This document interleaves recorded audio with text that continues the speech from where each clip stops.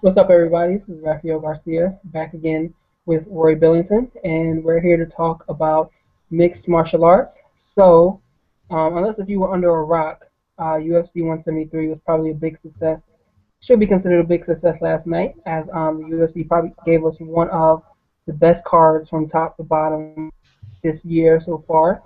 And it's interesting because a lot of people talked down on this card when the main event was announced, but unlike last week, Roy Billington didn't call this upset as TJ Dillashaw was able to dominate Henry Brow for probably about 20, 23 minutes or so before he put him away in the fifth round. So, Roy, when you were watching that main event, what was the first thing that came to mind?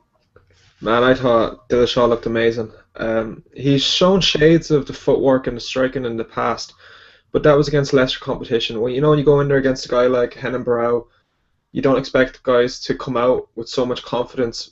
But the self-belief in TJ Dillashaw was crazy. His footwork was amazing. He showed no fear. He came forward the whole time, and he was constantly showing Barrow different angles. Barrow really couldn't get into his own, and I was so impressed with TJ Dillashaw. It's crazy to think that that's the guy that got bet by John Dodson on the tough finale.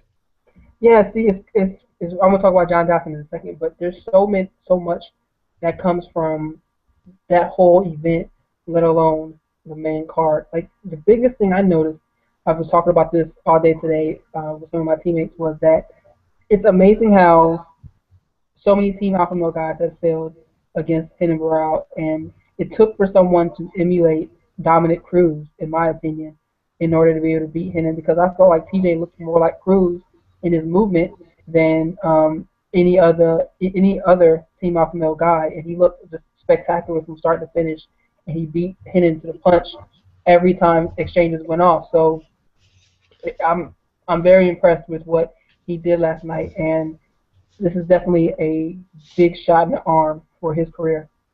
Yeah, I think it's just crazy to see how much he's developed in the space of about 18 months.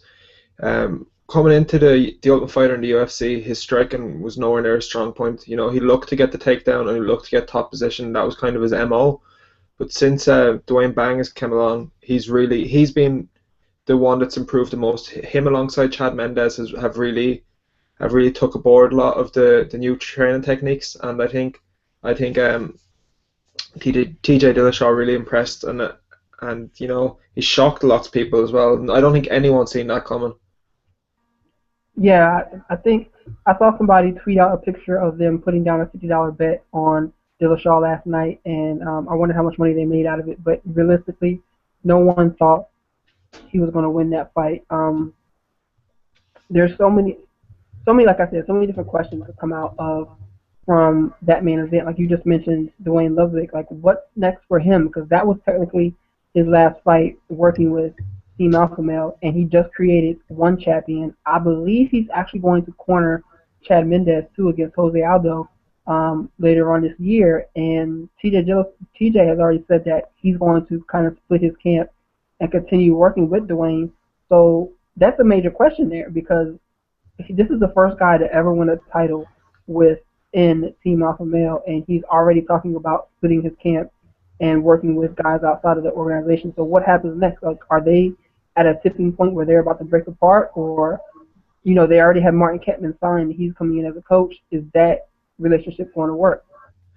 Yeah, it's really interesting because Uriah Faber has spoken openly about his dreams of winning a UFC belt, and now that his teammate and more so his kind of understudy has won the belt before him, it's going to be interesting to see if there's any friction between the camp, because Uriah Faber definitely wants the UFC gold, and I think we're likely to see him try to push toward it. I think TJ Dillashaw, he alluded to last night that he couldn't really leave Team Alpha Male because he's the best teammates and sparring partners in the world there. But if he's going to be splitting his camp, I'm guessing loyalties are going to be strained within Team Alpha Male, especially since Uriah Faber pretty much owns the gym. He won't want his one champion leaving the gym to train with another coach and giving another coach all the publicity. And it's weird because Dana White's already pushing to get Uriah and TJ to fight. Like, somebody brought it up during a press conference last night, and TJ outright said, he's never going to fight Uriah, but Dana responds like, oh, we still got to talk to Uriah about that. So I wouldn't be surprised if he begins to try to stir the pot um to get that fight to happen. It would be unfortunate, because like they're such a tight knit group, and I would hate to see them get split apart or something like that. But man, they're already sticking their fingers into that wound and trying to get them to split apart. So I won't be surprised, we see towards like as I believe, we're going to start seeing more gossip and more rumors coming out about friction and heat between the groups, and it's going to be unfortunate. But like this is the fight business, and it's going to be interesting to watch and see as Dana White tries to get that fight because he knows it's going to be that would be a bigger fight than any of the other bantamweights that they can present at this point in time. Yeah, and just on a side note, if I'm any fighter in the UFC, I'm going to be calling up Dwayne Ludwig today. I can't see why fighters don't want to train with him after what he's done, especially since he's relocating back to Colorado. It's going to be interesting to see what fighters follow him, what fighters go to base themselves to train with Ludwig. Because I think there's going to be lots of people who actually just do make the move now, especially the bigger guys, since he's not just with Team Alpha Male now. I was actually cage side at Ludwig's last fight, and that was only 2 years ago. And it's crazy to think now on that night when he left the ring injured, he was sobbing and crying to himself, and 2 years later, he's pretty much I wouldn't say the best coach in MMA, but the most in favor coach in MMA at the minute. Yeah, he could definitely. I believe he did win Coach of the Year last year, and he's already putting himself in position to win it again this year. So that's like something to watch out for. It's interesting to see, And you brought up John Dodson a few minutes ago. If I was him, I'm getting on the phone right now and calling up Dana or Sean Shelby, calling somebody and saying that, talking as much junk as I possibly can, because he cold clocked TJ back at the Ultimate Fighter finale when they fought, and he what's stopping him from doing again? He's definitely improved over time as well. So I'm not saying that's a rumor. Or I'm not saying that's going to happen. But if I was him or if I was his manager, I would immediately get on the phone and start getting him to talk as much as we possibly can about getting in the cage with TJ to try to get that belt. Yeah, I think one of John Dodson's main problems is he just doesn't fight enough. He's kind of injury prone, and since he bet Dillashaw, he's only fought 4 more times, whereas Dillashaw's fought a lot more. I think if John Dodson moved back up and maybe got more active, I think his matchup could definitely be made. But at the minute, he probably hasn't the best chance of winning the belt, I think, at flyweight. Even though Mighty Mouse is there, I think the route toward the title shot in the bantamweight division is a lot stiffer than it is in the flyweight division. That's a good point there to bring up, because that group, the flyweight division is still growing and there still aren't a lot of names there. But man, like I wanted to look something up really quickly. Let me see. Yeah, TJ has fought a whole lot more since getting knocked out in 2011 by John Dodson. What about Rafael Assunção? Like, do you think if they make that fight next and they make it in somewhere like Las Vegas and it looks exactly the same way as their fight did last year, do we get a different decision? Like, does TJ get to 9 next time, or does that whole home field advantage thing go out the window, and did Rafael really win that fight? Yeah, regardless of what it says on the guys' records, TJ Dillashaw clearly won that fight, in my opinion. Austin says probably going to get a rematch just based on the fact that the record alone says that he bet Dillashaw, but anyone who watched that fight pretty much scored it for TJ Dillashaw. I'd like to see Dillashaw get redemption, especially in a 5-round fight. But just from a marketing point of view, no one bar the most hardcore fans really want to see that fight. It's actually interesting just in general looking toward that division and who's going to be the star of the division, because now, Uriah Faber is probably the most popular fighter in terms of pay-per-view draw in the division. Burrell is getting a bit more popular now. He's been knocked out. Will Dillashaw pick up some more popularity? I want to go back to something really quickly. I actually need to go back and watch the Assunção fight again because I thought Rafael won that fight. I remember that night, and I remember saying that I gave him 2 rounds to 1. But I need to go back and watch that fight because it seems it's too divisive for me to not really remember everything from that night. So I definitely need to go back and watch it. But I would watch that fight if it was like a Fox main event or something like that. If they put it, which is how they should kind of continue to build him up. Yeah, I wouldn't be surprised if maybe we see it on the co-main event for the John Jones Gustafsson card in August. I think the UFC will probably play Dillashaw as a co-main event guy for a little bit, similar to how they've been doing with Demetrius Johnson, and then eventually move him up to Fox and then see where we can go from there. That's a good idea too. It's definitely something that can be done. I think that they need to kind of build his star slowly because even just last night, man, everybody was in his corner.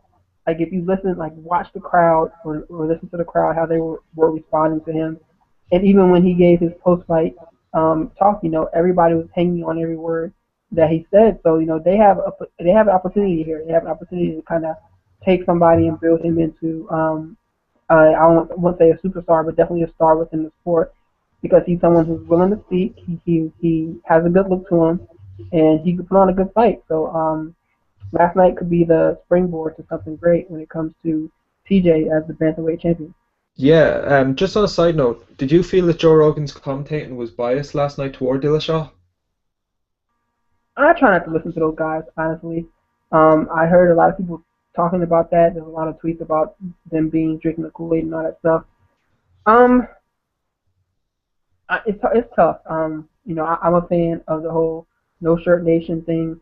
I think that they're hilarious. They're a great team. And I see why a lot of people root for them. Listening to the commentary, I don't think I don't know if I don't know if they sounded too in their corner. I mean, because TJ was blowing his doors off from start to finish. So what really was there to say about Hennon? And I feel like he spoke Hennon up as well too, because he kept saying that TJ can't get reckless. He can't go throwing his hands in or standing with his hands down like he was. He kept bringing that up because he knew that at any moment Hennon could have landed like a big shot. And there was a couple of times where Hennon caught him and he acknowledged it. So I don't think he was too much in their corner or drinking a Kool-Aid, as some people may say. It's just that fact that TJ just looks that much better than Barada. There's nothing you could really say about him. That's true. I think it's funny to see that Dillashaw and Joe Rogan went out partying after the fight. They were in a picture in a nightclub in Las Vegas together last night after the fight, and obviously Dillashaw has appeared on Joe Rogan's podcast as well. So a lot of people are gonna put two and two together and say and as their friends that Joe Rogan's gonna be given favourable commentating. But I agree with you. I don't really think so. I think that Dillashaw just dominated Barrow. There's not much you can say about Barrow, and he's getting punched in the face. So I think it was a fair commentating. The only thing that I will say was a bit off was with Joe Rogan saying it was the most amazing performance he'd ever seen in the whole time he's commentated. I thought that was a bit over the top. Yeah, that may have been a bit over. And like even if people put pictures or if they posted pictures of them partying out afterwards, I mean, come on, like that's still petty in my opinion because I go out partying with my coworkers. I know plenty of people that go out with their coworkers, and that's essentially the same thing that happened here. They're coworkers who went out to go celebrate a great night of action. And I'm like, no one cares if it's Bruce Buffer out there with them or if it's Dana White and Chuck Liddell out there partying or something like that. No one cares about that. So it's pointless criticism in my opinion here. True, that's a good point. So let's move on to the co-main event, and this looks more like a pro wrestling match than an MMA bout as Dan Cormier just whooped Dan Henderson for 15 or almost 15 minutes. And I felt whoever made this fight should be ashamed of themselves to begin with. Like they should be publicly shamed to put Dan Henderson in there with Cormier to begin with, because 2 seconds, like not even 2 minutes in, when Daniel hit that step throw to side control, like everyone in the building knew it was over.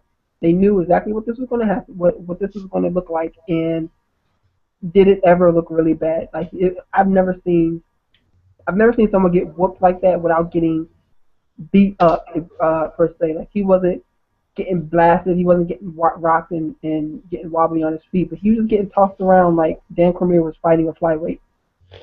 Yeah, Cormier looked really impressive, but as you alluded to, the matchup shouldn't have been made. Dan Henderson's past his best. He's a veteran in the sport. He's over 40 now, whereas Daniel Cormier is in his prime. He hasn't fought as many fights as Henderson. He hasn't took as much punishment over his career as Henderson has, and the fight just didn't make sense in any way, shape, or form. Now that's out of the way, I'm glad that Henderson didn't get too violently beaten. As you said, it was weird. It was as if Cormier was holding back at some stages. He was just riding the position and not really landing too heavy. But yeah, it wasn't fun to watch. I didn't enjoy watching Dan Henderson getting beaten like that. And it didn't really add anything to Daniel Cormier's stock. But I just want to see him fight John Jones at this point. Even though he hit the Ultimate Warrior gorilla press slam at one point in the fight, and I just completely lost it at that. I'm like, the ref needs to step in to stop it. Anytime you see somebody, like, he could have thrown Dan Henderson out the cage as high as he lifted him up in the air. I was like, this is just getting ridiculous. So looking back at that performance last night, did it change or did it solidify your thoughts on how he would do against John Jones or Alexander Gustafsson? It's hard. He hasn't fought a guy like Alexander or John Jones. Both those guys are completely unique, especially in terms of their physical abilities. Cormier's not fought a guy as fast as Jones and Gustafsson, who's as tall and rangy as them two. So I find it hard. If he gets onto John Jones' legs, is he going to take him down? Of course he is. But is he going to get that close? Will John Jones be able to keep him at bay with his jab? I'd favour John Jones, because right now John Jones hasn't shown me anything that makes me think he's ever going to lose. The Gustafsson fight was close, but he still won it. The only thing that would worry me again is the wrestling. But we haven't seen John Jones' guard. Maybe John Jones has got a better guard than we expect. See, and that fight was really, like, watching Dan last night was really interesting to me, because how I see a fight going against John Jones is he has to get in, he has to close the distance immediately, take him down, and he has to finish him in like the first couple of rounds, because I don't see him being able to keep the gas tank over 25 minutes to be able to do it towards the end of the fight and to be able to keep the pace from rounds 3 to 5 to be able to decision him. So in order for it to happen, he has to get in close, slam him right out the gate, and finish the fight there. Now that's a whole nother question for both Alex and Dan. Alex and John Jones, because Alex, that has happened to before. Phil Davis was able to do it, but it still raises a lot of questions. I think Daniel Cormier should fight one other guy before getting a shot, but he won't do that. Anthony Johnson or Phil Davis would be an interesting fight to me, or even Rashad Evans. I would like to see that fight as well. Those are three guys who I think would really be able to test him. And if he walks through those guys the same way he did last night against Hendo, then I'm all for giving him a title shot. But right now, he's beaten Patrick Cummings and Dan Henderson, two guys who, if this was any other weight class, if this was 170, if this was 185, any other weight class except for maybe heavyweight, no one will be talking about him getting a title shot. But since it's the 205 division where there aren't a lot of guys, then he's basically walking his way through. Yeah, I've got a really bad feeling that what's going to happen is Chael's going to beat Vanderlei and Chael will end up fighting DC in a fight that nobody wants to see. When Danny Cormier was without an opponent before Pat Cummins stepped in, Chael Sonnen called him out then over Twitter. I expect it to happen again, because Chael wants a big money fight and Cormier will take the fight because it's a relatively easy fight, and timing-wise it makes a lot of sense as well. So I really expect that's going to happen. I just have a bad feeling about it. And that's a fight obviously I wouldn't want to see either. Yeah, Chael's all about his money, so I wouldn't be surprised as well for that. What do you think is next for Henderson? Should he retire? It kind of seemed like Joe Rogan was leaning in that direction. Should he call it a wrap or keep it going for a little while longer? Henderson's kind of said he wants to move back down to middleweight, which he should never have left. But I guess if he never left middleweight, we would have never seen him KO Fedor. We never would have seen him beat Shogun. But he's a middleweight. The guy's walking around at 198. There's some welterweights who walk around at 198. I think maybe he moves down to middleweight, maybe has some success. Matchup wise, middleweight division's kind of scarce at the minute. I really can't think of who I'd like to see him fight. Maybe he'll get Anderson Silva when Anderson comes back, but he's not left to prove. But if he still wants to fight, it's his right to fight.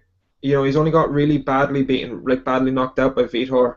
He hasn't took too much punishment. He took some punishments against Shogun, but I think he still has a lot left in him. He wants to fight, so who are we to say to stop fighting? I look at it as I look at other professional sports, and a lot of times other sports, they kind of retire players for them. If you look at, like, for example, like Allen Iverson, he's probably considered one of the greatest players ever have played the game, especially at his position of shooting guard. But once the game had kind of passed him by, teams just stopped signing him. Teams stopped giving him the opportunity to play. And even though he didn't want to retire, the league retired him for him. And he didn't actually officially retire until 2 years later. So, I kind of see the same route for Dan Henderson. It just needs to be a point where they just say, okay, enough is enough. Yeah, he's not getting knocked out like he was, but he got knocked out by Vitor. Then he got dropped badly by Shogun. That fight could have been stopped, but he came back to win that. I think enough is enough. And maybe it is time for him to kind of walk away. There really isn't anyone for him to fight anymore either, because if you look at the 85 division, like, does he beat guys towards the top? Like, does he beat a Gegard Mousasi? Maybe. Does he beat a Mark Munoz? Maybe so. He's a man, one of those big haymakers. If you look at the top of the weight class, and the top five guys, does he beat any of those guys? And I really don't believe so, not at this point. Yeah, I don't like on his night. The thing with Dan Henderson is that he has the power in his hands that he can knock out anybody. So he's never out of a fight until the fight's over, and that's what makes him interesting to fans. The two fights with Shogun were both amazing. I think he showed in, especially the second Shogun fight, no matter what you do to him, that guy's going to keep coming forward. So I think the fans like him, and I think even if he puts strings together 2 wins at middleweight, he'll end up getting a shot at the title. And then who knows? When Randy Couture was his age, he retired. Chuck Liddell bet him, he knocked him out. Then he came back and he won the heavyweight title. So you never know. People are saying the same stuff then. Yeah, that is definitely very true. So we'll look forward to seeing what's next for him, though. So that brings us to the welterweight bout with Robbie Lawler and Jake Ellenberger. And man, I can't. I guess I'm almost speechless at how good Robbie looked. Like, he got to the point where Jake's offense did nothing but make Robbie laugh in the middle of the cage, and it's just ridiculous to watch him continue fighting like that. I think he deserves a shot at the title. Hendricks has not been given a opponent at this point in time as he recovers from the bicep injury, but man, it's hard to deny Robbie Lawler another shot at the belt, especially looking at how close their fight was the first time around. Yeah, I think he just looked absolutely amazing again. I think he definitely deserves the title shot. The first fight with Hendricks was amazing, so close. That fight literally could have been called either way. I think the judges probably got it right when they give it to Hendricks, but I definitely want to see part 2 of that fight. Last night, he looked amazing. Jake Ellenberger looked awful. Jake Ellenberger looked the same as he did in his, against Rory McDonald, which was really bad. I think Jake Ellenberger, speaking of Jake Ellenberger, he's kind of at a crossroads now. He's obviously talented. He's got crazy power, but he's come to the point now where he's just not attacking. He's training with Ronda Rousey's coach, which isn't giving him a lot. He needs to find a new trainer and a new team, because the days of training at Rain and Kings MMA have kind of left him gone. He's past that now, and he needs a new chance and a new change, I think.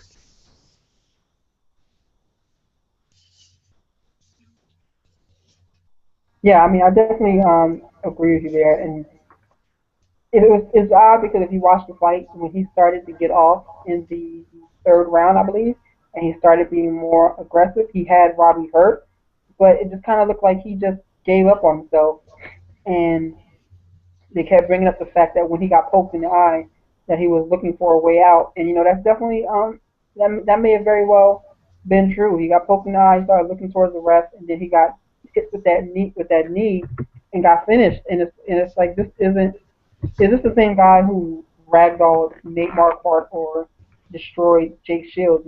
It's almost tough to ask that question because he just doesn't seem to be the same caliber fighter. I was really high on Jake. I thought he would eventually get a title shot, but now he just looks like I can't even really, like, he looks like somebody like a Donald Cerrone or something like that, who is like in the middle of the pack, looks really good, puts together some good wins against lesser competition, but when he fights the big names in the division, he falls apart. Yeah, it's just shocking to see. I think it definitely needs to change scenery. A new camp would definitely do him some benefit. camps do you think would do well for someone with his style? Sorry, I didn't hear you there. I'm saying, what camps do you think would fit someone with his style? It's hard, man. I think maybe Jackson's just purely for the mental skills of it. You know, the mental side seems to be where he's lacking. I would say American Top Team, but American Top Team has every welterweight that's worth talking about right now. So I don't want to see him join American Top Team. Since I think he's based in California now, I wouldn't be opposed to seeing him go to AKA. You know, they historically have brought forward a lot of amazing welterweights. So maybe it might be worthwhile going there. Yeah, that wouldn't be a bad move for him either. So let's continue looking down the card, and that brings us to two other bantamweights, Takea Mizugaki and Francisco Rivera. What do you think about their fight? I was definitely I enjoyed it. You know, I thought this was going to be a good fight. They both had those aggressive. They both have an aggressive style when they get into the cage. It definitely looked like Francisco kind of ran out of gas towards the end, which gave Takea an opportunity to open up and kind of finish strong. But they were very active everywhere the fight went, on the feet and on the ground. They were definitely a enjoying bout to watch. Yeah, I was really enjoying it. Takei Mizagaki's boxing style is just so fun to watch. He's improved so much since his fight with Uriah Faber. I'm really excited to see him fight again. Francisco Rivera is good as well, but I think Takei Mizugaki maybe has a chance of contending for the belt in that division at some point in the future. Yeah, he's definitely someone that is on the cusp. Even though, I think the last time he lost. When was the last time he lost? I think it was to Chris Carriasso, if I'm Yeah, correct. that sounds right. That sounds right. We're actually going to talk about Chris in a minute too, as Yeah, well. his last loss was to Chris Carriasso in Japan at UFC 141 or That's right. Wasn't 144. that like a split decision too? Unanimous decision. But again, Chris Carriasso's been doing great recently too, so it's not too bad. But since that point, um, Mizugaki's looked very, very good. Okay. So let's actually continue on from there. The opening fight for the main card, man. Jamie Varner once again gives us a show.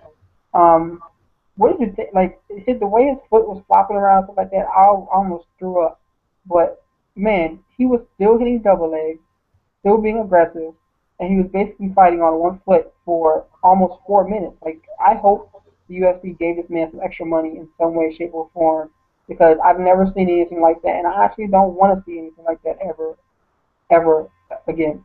Yeah, props to Jamie Varner for the heart, but I didn't want to see that. Um, coming into the fight, I picked Kraus to win it. I actually did a parlay of Kraus, Mizugaki, Robbie Lawler, um, Michael Chiesa as well. But yeah, Jamie Varner, man, he's such an exciting fighter, but he just doesn't put it together. Like I know you can say it's unfortunate that he got his leg injured, but again, it goes back to the Anderson Silva, Chris Weidman. James Krause was throwing low leg kicks. He might not necessarily be wanting to break Jamie Varner's leg, but it happened as a result of that. So I think Krause deserves a lot of praise, but as does Jamie Varner for showing so much good heart. Well, I look. I mean, if you look back at the replay, it had nothing to do with the low kick. It looked like Varner went to take a step and just kind of stepped funny on his ankle, and and he looked like he rolled it and rolled it really badly. Like that's what it looked like to me. I don't think there was any kick or anything at that point. It just looked like he misstepped and almost destroyed his ankle. But even you say that Krause deserves some praise, man.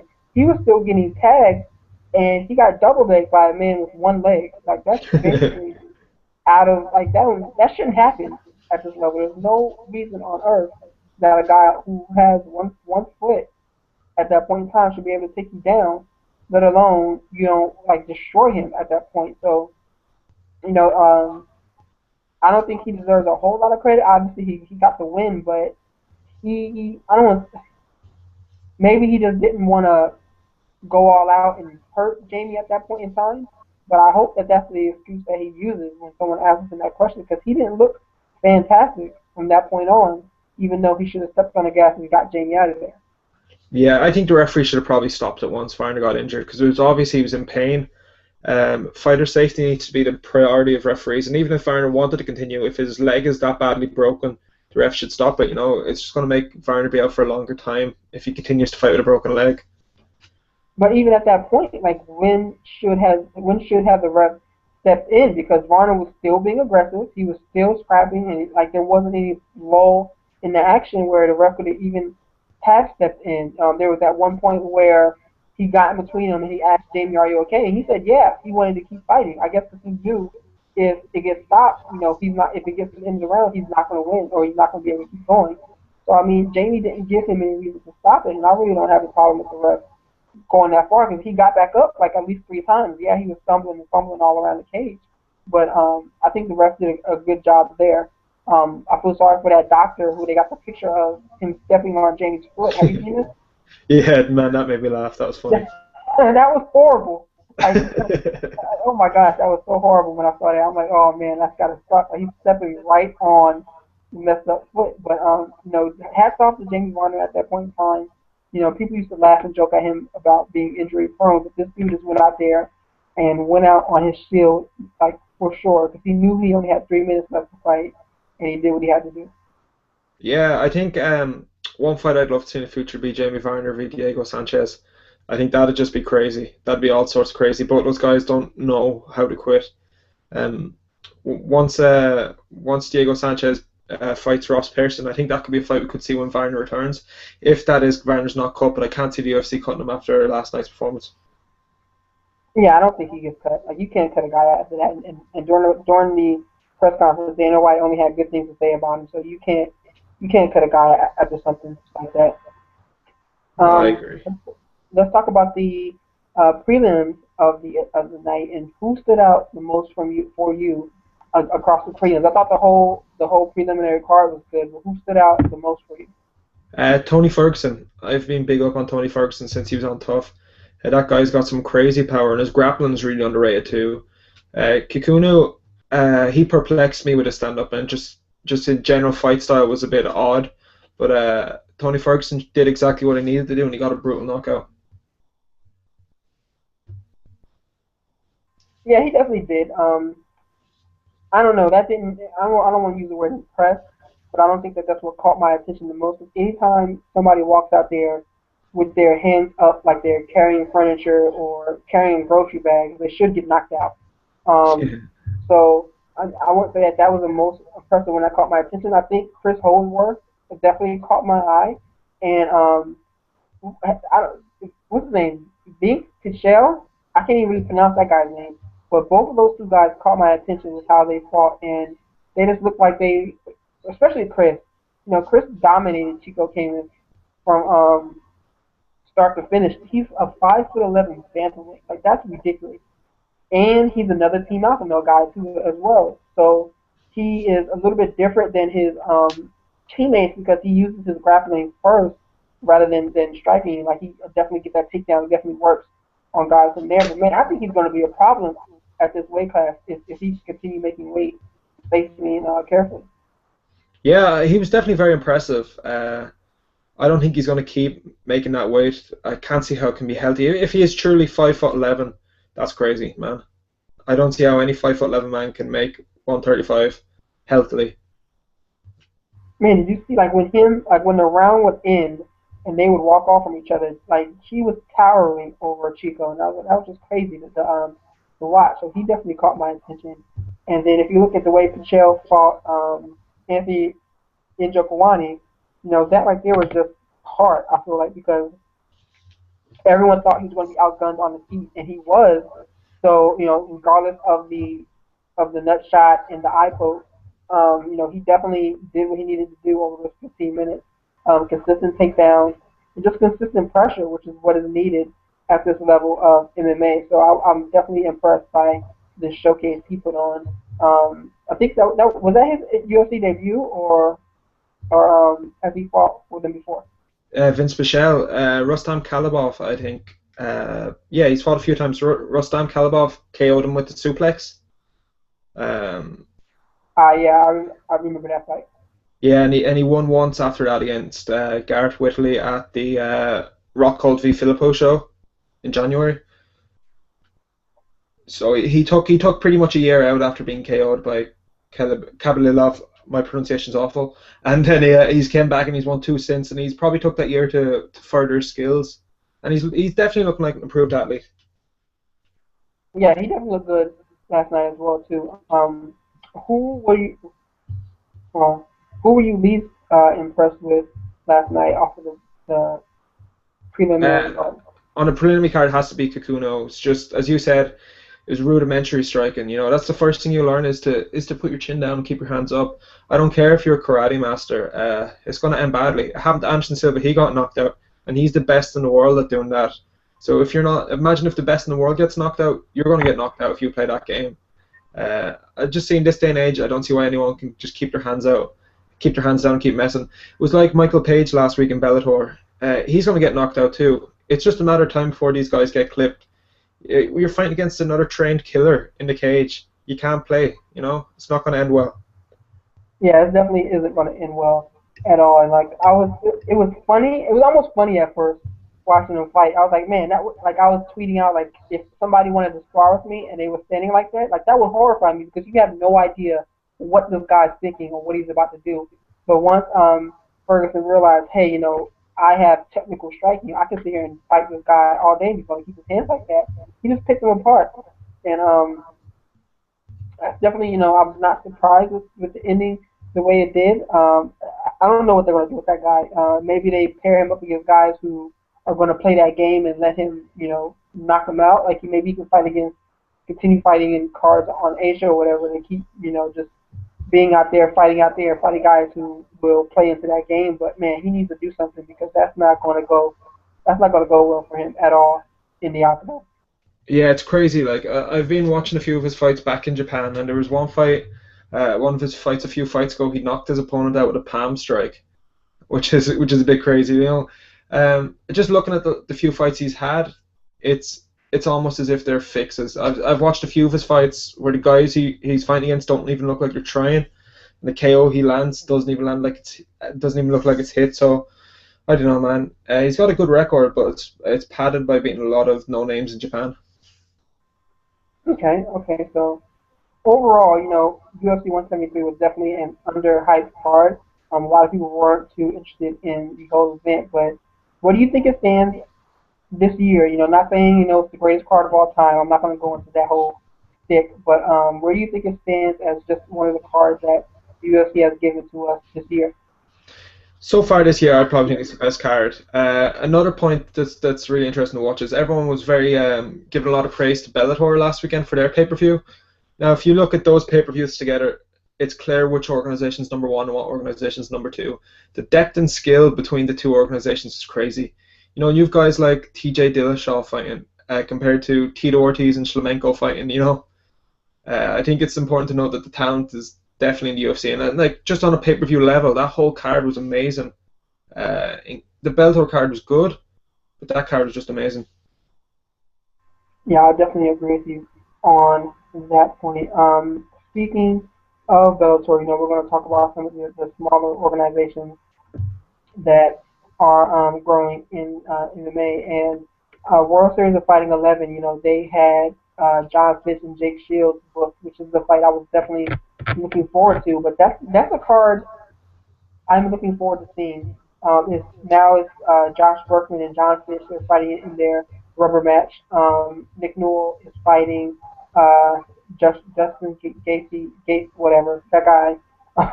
And Momo Gallard is fighting Jay-Z Cavalcante. Those are just three of the fights right now that are scheduled for that night. But that's a card I'm looking forward to seeing. They look like, as an organization, they're slowly growing in the right direction. They don't have a lot of heavyweights or light heavyweights at this point in time. And honestly, I think that's the way to go because those two divisions are the weakest in the sport. So if they just built up from 185 down, I wouldn't blame them and I wouldn't be mad at them at all. I think that they're definitely going in the right direction, and they have some cards I plan on watching over the next couple months. Yeah, I really like the promotion, and I think you made a good point about the heavyweights and the light heavyweights. I'd like to see World Series of Fighting go more of a WEC route and use guys from middleweight downwards maybe. But yeah, or even welterweight down, because the middleweight division they have is okay, but it's not great. Um, I think you made a really good point about heavyweights and MMA. Heavyweights and MMA, there's only a very small amount that people actually want to see, and they can actually fight and aren't overweight guys, brawling. For example, look at Bellator's next event. It's Eric Prindle v James Thompson as the main event. I mean, have you heard a joke that bad? I mean, yeah, I definitely when I heard that James Thompson that signed with Bellator, I was like, wait, that James Thompson? Like, are you serious? The one that fought, he fought Kimbo, right? And like he's the guy whose ear exploded Yeah, all those years ago. I'm like, I'm not trying to watch that guy fight. And even like if you look at the UFC heavyweight division, like they're the best of the best. And if you look at their top 10 guys, I would only pay to watch 5 of them fight. It's that many. So it's definitely a worthwhile discussion to have if the World Series of Fighting is going to look away from the biggest weight classes and just focus on 185 down. That's definitely something I would rather them do. I would definitely enjoy watching that more going forward. yeah, And continuing talking about Bellator, did you see the list of fighters that they signed to long-term deals? yeah. Some of them are good. I think it was cool that Tom DeBlas decided to sign an extension. But then there's guys like Sokoudjou, another guy who's been beaten handedly in his last 2 fights. Uh, Obviously, he's fighting KSW in Poland. He's got KO'd 2 times in a row against guys that aren't high caliber. I guess Sokoudjou is interesting. He'll probably beat his opponent. He's fighting on June 6th. He'll probably win that fight, and then he'll end up fighting Tito Ortiz, Rampage Jackson, one of those guys, because he's somewhat of a name. But this I feel is counterproductive to Bellator. Signing guys like Sokoudjou because he has somewhat of a name when there's guys like Liam McGarry and Tom DeBlas there who are in their prime and they're not getting the big fights against guys like Tito Ortiz or Rampage Jackson or even King Mo.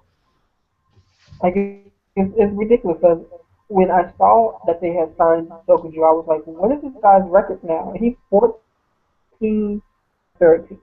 Like, what is the purpose of signing him? Like, either like you can't sign him with the intention of making him, fodder for other guys because it costs too much. But do you really think he's going to beat guys who are worthwhile in your division? And then what if he does? What does that say about your talent base?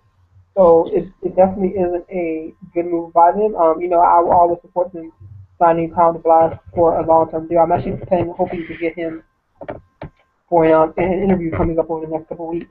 But yeah, I think he deserves it. He looked good in his last 2 fights, and he's continuing to kind of build his name in MMA. He's definitely doing a lot of work up there in New Jersey. So it's good to see them signing guys that deserve it. But then every now and then they'll make this type of move, and it's like what you said no to John Fish, you said no to Nate Marquardt while he was there or out there. You said no to Jake Shields, but then you sign this guy and you expect us to take you legit. Like I don't get it. Yeah, it's crazy, man. The last organization to take Sokoudjou in as a give me opponent was Pride, and when they took him in, they expected him to get beaten by their big names. He went there and he knocked out Little Nog, and then he knocked out Ricardo Arona. So hopefully this will come back and bite Bellator, and he'll knock out Tito Ortiz and Rampage Jackson, because that would just kind of give them what they deserve. I think Tom signing is very interesting. Many people know that Tom was coming up to his last fight in his contract. There had been some preliminary talks with the UFC about him returning, but he decided to sign with Bellator, even though he had the opportunity to sign with UFC if he was to win his next fight. That kind of shows his intention. He's been very vocal. He wants to fight Tito Ortiz. That's the fight he wants, and he's wanted it for a long time. So I hope Bellator and Sam Kaplan give him that fight, because it's the fight he deserves. He's constantly, in his 2 appearances in Bellator, he's pretty much sold out the arena in New Jersey. So I think Bellator deserves to give him a big name on a big card in New Jersey. Yeah, I think they will eventually. A lot of those guys up there are turning a corner and really making names for themselves up there. So I expect them to kind of invest in what he's doing.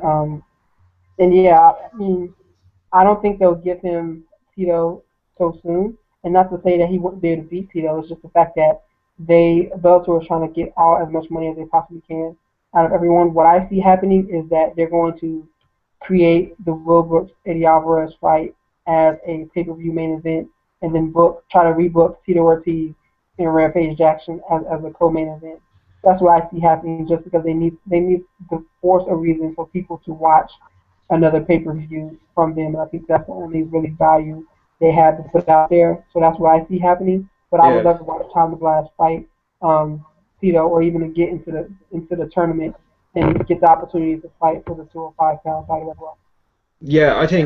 I honestly believe that Tom beats Tito pretty easy. I think Tom's better on the feet than Tito Ortiz. When it hits the canvas, Tom's pretty much the best heavyweight grappler in the world at the minute. I know he's fighting a light heavyweight in MMA course, but he fights heavyweight jiu-jitsu. He's one of the best in the world. You made an interesting point, and I think you're right. I think Bellator is going to make Tito Ortiz v Rampage Jackson. But if they do, I can guarantee you that that's going to be the main event, and Will Brooks v Eddie Alvarez will be co-main event, because people aren't going to buy to see Will Brooks fight. I don't think they will, especially against Eddie Alvarez. I think if you do a main event pay-per-view, it has to be Rampage versus Tito. I think people might still buy that. Yeah, especially with the way they did the last card, I wouldn't be surprised as well either. Let me ask you this: do you think Bellator is around? I think I may have asked you this last week, but do you think Bellator is around in like 2 more years? Probably. In my head, it keeps going like this. Bellator's going to be around until someone stops feeding Bellator money. It depends what fight come out to do. Bellator does not make money. They're paying guys like Chet Congo crazy money to fight and main event cards. No doubt, James Thompson's probably going to get 40 grand to take that fight against Eric Prindle. Eric Prindle has won one fight in his last 5, and he's main eventing. James Thompson, that guy is long gone. He was never good. The best he ever had was in Pride, and even in Pride, he was getting knocked out. He has no chin. He's a nice guy. I like his articles. He writes a good blog, but he's going to get knocked out by Eric Prindle. That doesn't even matter. That's not even a fight worth watching. The tournament structure is dead. The roster is ridiculous. They keep signing has-beens and then giving the has-beens the priority over the young up-and-coming fighters. I think they've made a mistake by letting Liam McGarry into the light heavyweight tournament, because he's going to win that tournament, and then he's going to win that belt, and then he'll beat all their cash cows and Rampage, Mo, and Tito Ortiz.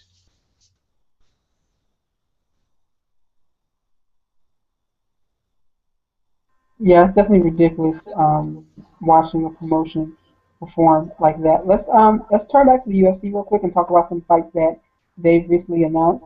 Last night, did you see that they announced Michael Bisping, Kung Lee, and Hector Lombard, Dong Young Kim for a fight night in China? What do you think about those two fights? Dana White went on to say that this is a big fight for Michael Bisping. It's very important. Does that mean that if he were to lose to Kung Lee, that they're going to cut him? And is that something that they would do? And what about the Lombard Dong Young Kim fight? Like, what are your first impressions of hearing about that too as well? The Bisping point is interesting. For a long time, he was the name for UK MMA. He was the only guy that anyone knew over here, and it's starting to change past that now. It's not like that anymore. In the UK, guys like Jimmy Manu are obviously taking up the mantle and being more popular. I don't think UFC needs Michael Bisping as much as they once did. It's been quite a while since Bisping's actually fought in the UK, and the UK cards have done well without Bisping. But Bisping is on an extortionate contract, and I know the UFC don't want to be paying him that sort of money if he's getting beaten. I think he needs to beat Kung Lee, or he's going to either have to be cut or take a big pay cut. I think Bisping should win that fight. Then on to the other fight, Hector Lombard v Dong Hyun Kim. Man, Dong Hyun Kim's been doing really, really well, but Hector Lombard is better than him everywhere. I think Hector Lombard's going to knock him out. He's too fast, he's too strong, he's better judo, he's better boxing, better jiu-jitsu. I don't see where Dong Hyun Kim wins that fight. Only advantage Dong Hyun Kim has is he has better cardio. First with the Michael Bisping and Kung Lee, I see this fight going a lot like the Yoshihiro Akiyama fight, and that's not because it's two Asian guys that he's fighting against, but it's because like those two guys had a similar style where they're throwing a lot of strikes and they can mix in their takedowns well. But I just see that Bisping is going to use his boxing to kind of circle away and outstrike him. If he were to lose this fight, I see him becoming like a King Florian type commentator.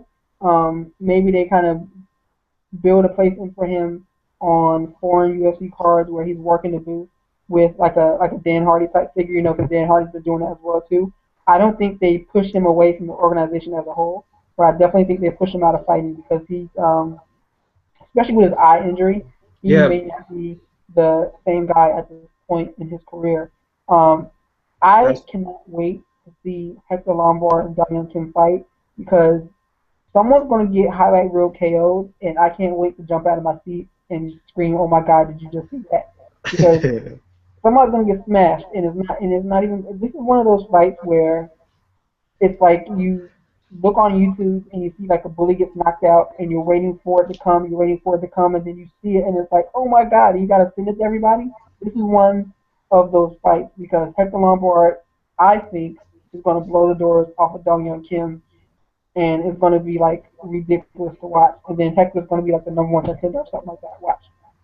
Yeah, I think like as you said about Bisping's eye, very interesting. I said a few weeks ago that the boxing commission in the UK would not license him to fight in a boxing match now, which is interesting. So his eye must be in pretty bad shape. Is it affecting him? Probably. But is he past his best? Probably as well. He's had a lot of injuries. You know, his eye isn't the only thing wrong with him. He's getting old. But as you said about the Lombard Don Hyun Kim fight, that fight's fireworks written all over it. I don't see how Don Hyun Kim could win that fight. I think he's bitten off more than he can chew. I think, beating John Hathaway was good, but John Hathaway's not Hector Lombard. Beating Eric Silva was good, but Eric Silva isn't Hector Lombard. Hector Lombard's going to go out there and stand in front of him, and he's going to just throw leather at him. Yeah, I'm looking forward to seeing it happen though. I'm not. Uh, I'm, I will always enjoy a good fight, so I'm looking forward to that as well. Speaking of good fights, there are two fight cards this coming Saturday. How excited are you of getting two UFC events in one night? Do you know, man, I completely didn't realize there was two UFCs this week. That's how out of the loop I am at the minute. Um, I'm taking it we have the Berlin event. We have Munoz v Musasi, and is it the Tough Brazil finale as well? Uh, I believe so. It's Stipe Miocic and Fabio Maldonado, and then the Munoz and Wasafi fight night. But like, man, these two cards are on the same freaking night. Like, I don't understand how I'm going to sit here and watch all of this MMA all in one day. But I just don't know. Like, I'm right now, I'm literally speechless thinking about it because I'm like, how am I going to make this work all in one day? But yeah, like all of that's going on all on one night, and it's just going to be absolute pandemonium. Yeah, it should be pretty good. I had the opportunity to go to Berlin, but the card didn't really excite me. Um, there's some decent fighters on that card. The Brazilian card is probably better. It's probably better just in the sense that Demian Maia's fighting. I just love watching Demian Maia fight. I think he's just so entertaining to watch. Also on that card of Honey Jason, that guy's a beast. That fight's gonna be good. But other than that, there's not too much that stands out for me. Yeah, I'm always a fan of watching. Yeah, I'm always a fan of watching Damian Maia fight. Also, Paulo Thiago's also on that card, so I'm looking forward to seeing him fight as well. As far as the Munoz Musashi bout, I'm kind of interested in that. I want to see Steve Dalloway fight. I think he's on a resurgence. I'm also interested in seeing this guy Sean Strickland fight again as well too. So there's some things, there's some points worth picking out of on these two events that are going on the same day. But man, it's going to be a lot of MMA, a lot of UFC over next weekend, and it's just going to be. Um, I'm just waiting to see how they pull it off. So there's definitely a lot going on. What else do you think? What else kind of caught your eye over the last couple of weeks coming into this week of MMA news? Like, what are you working on? I'm kind of interested, as you said, about Sean Strickland v Luke Barnett. As I said earlier, Bisping's mantle as the British poster boy is slowly ebbing away. Luke Barnett's been getting a lot of attention on the sports TV stations in the UK lately. I think, with a win here, he could potentially pick up Bisping's mantle as the number one UK middleweight. Um, I'm kind of interested in working on a piece toward that angle. I think Luke's got a very interesting backstory. But yeah, that might be something I might work toward this week. How about you? This week I have a lot of stuff, or I have a lot of things on my mind. I'm looking at the whole Team Alpha Male demographic. What's going to go on with that team? Are they at a point where they're about to splinter because of guys deciding to go to separate camps? And I'm also going to look at TJ Dillashaw and see, if he really has that star potential that the UFC kind of needs right now. Just a couple pieces in probably in that direction, and just going to keep my eye out on all of these events going on this weekend. Cool, man. I look forward to it.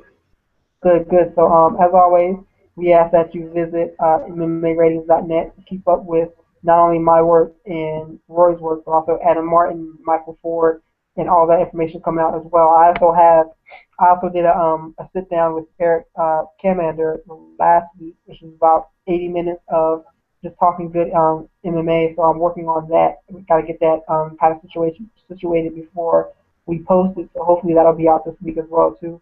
But there's a lot of good stuff that will be on the site this week and also going forward. So be sure to check out the website. Also follow us on Facebook, Twitter, and Instagram as well. So again, this is Raphael Garcia, and I am with Roy Billington. Thanking you again for listening to the MMA Ratings Podcast for May 25th, and have a great week.